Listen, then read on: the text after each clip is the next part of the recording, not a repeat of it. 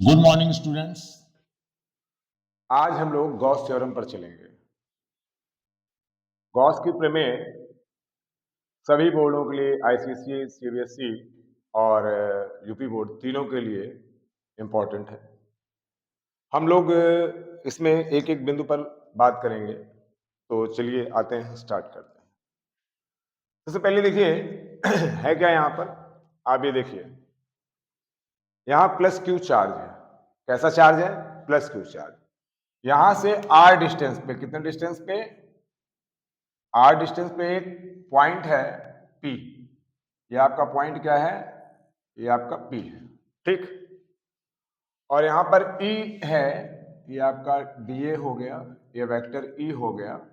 और यहां पर एंगल कितना बन रहा है? थीटा बन रहा है। तो यहां पर जो ई है, तो सबसे पहले हम समझें गॉस थ्योरम है क्या। किसी बंद पृष्ठ से होकर गुजरने वाला, क्या? गुजरने वाला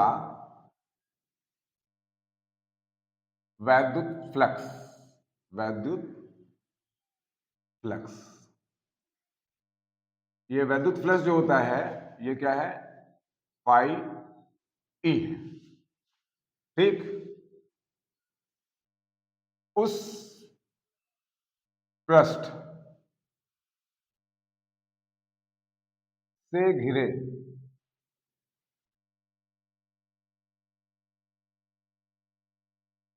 कुल आवेश, कुल आवेश को क्या बोलते हैं? नेट आवेश। कुल या नेट आवेश, ये क्या हो गया? क्यू का 1/एप्सिलॉन गुना होता है।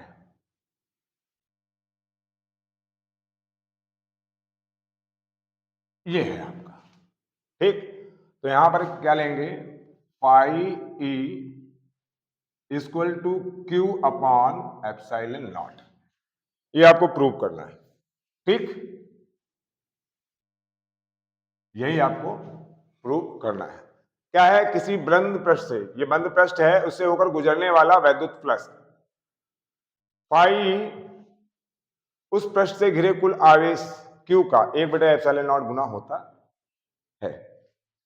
अब यहां पर मैंने जैसे बताया कि प्लस क्यू से बिंदु पी पर, जब प्लस क्यू चार्ज की वजह से बिंदु पी पर जो वैद्युत क्षेत्र की तीव्रता है E equal to 1/4πε0 Q upon R square होगा, ठीक। अब यहां पर आप देख रहे हैं ये वेक्टर E यानी वैद्युत क्षेत्र की तीव्रता, और ये क्षेत्रफल अवयव है। देखिए डी ए का मतलब क्षेत्रफल अवयव, यानी इसको आप ये बोल सकते हैं कि area element of area, element of area यानी एक पार्ट है, a part of area, whole area, तो इसको बोलते हैं डीए, ठीक। तो इसकी वजह से यहां पर जो घन कोण बन रहा है क्यूबिक, यानी इस थीटा वजह से जो घन कोण बन रहा है वो क्या बन रहा है? डी ओमेगा बन रहा है। तो डी ओमेगा किसके इक्वल टू होता है? ये होता है D A cos theta upon R square के स्क्वायर, ठीक। ये क्लियर हो गया? क्लियर? इतना आपका क्लियर हो गया। अब यहां पर क्या है, तो हम लेते हैं, देखिए क्षेत्रफल अवयव और वैद्युत क्षेत्र, ठीक। तो यहां लिखेंगे ये बिंदु O है आपका, माना बिंदु O पर प्लस क्यू चार्ज आवेश है, आवेश है। इससे आर दूरी पर, कितनी दूरी पर? आर दूरी पर बिंदु P पर वैद्युत क्षेत्र की तीव्रता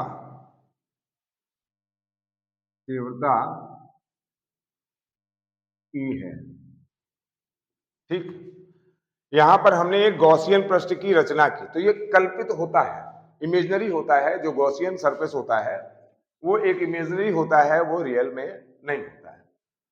तो यहां पर जो है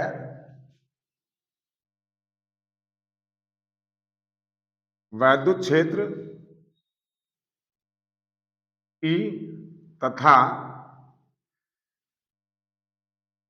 क्षेत्रफल अवयव डी ए, वेक्टर देखिए, वेक्टर ये भी है, डी ए वाह्यता दृष्ट है। कैसे? वाह्यता दृष्ट है,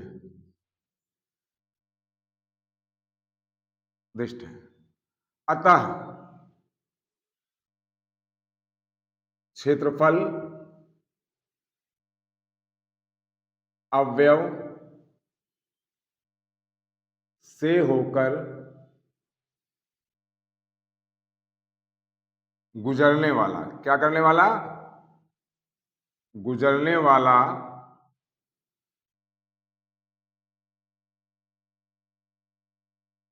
वैद्युत प्लस, ये क्या हो जाएगा? देखिए, ये आप ऐसे ले लीजिए, ऐसे D phi E equal to E vector E dot vector D A. अब जरा समझिएगा इसको, D pi equal to vector E dot, dot का मतलब जब ये डॉट लगता है तो इसको बोलते हैं स्केलर, और जब ये क्रॉस लग जाता है, ऐसे क्रॉस लग जाएगा, अगर ये क्रॉस ऐसे लग गया तो वो क्या है? वेक्टर मल्टीप्लिकेशन है, और ऐसे क्या है? स्केलर है। तो स्केलर का होता है क्या है? अगर हम करेंगे तो ये आ जाएगा ई डी ए कॉस थीटा, यानी ये जब डॉट हटाएंगे तो यहां कॉस थीटा आ जाएगा, डी फाइव इक्वल टू। अब यहां पर क्या आ गया? D phi E equal to E D A cos theta, ये आ गया आपका। अब ई की वैल्यू क्या है? 1/4 epsilon naught Q upon R square, और ये डी ए कॉस थीटा। ठीक, तो हम इसको इसका कर लें, इसका आ जाएगा pi E equal to 1/4 epsilon naught, यहां पर क्यू ले लें, और ये आ जाएगा D A cos theta upon R square. अब ये किसकी वैल्यू है? डी ओमेगा की, तो यहां पर इक्वल टू क्या हो गया? Q upon 4 epsilon not D omega. ठीक, आपको बता दें डी ओमेगा की जो वैल्यू होती है वो होती है 4 तो यहां हमने ले लिया pi E equal to Q upon 4 epsilon naught into 4, क्योंकि ये आंतरिक कोण है। कैसा कोण है ये डी ओमेगा यानी घन कोण जो है आंतरिक कोण है, और आंतरिक कोण कितने का है? ये देखिए पूरा 3 कितना हो रहा है ये डी ओमेगा, तो ये 4 के इक्वल है। किसके इक्वल है? 4 के इक्वल। तो यहां पर ये 4 और ये 4 कैंसिल हो गया, तो पाई ई इक्वल टू आपका क्या आ गया? Q upon epsilon not. यही चीज हमको फाइंड करनी थी, ये हमारा प्रूव हो गया। ठीक,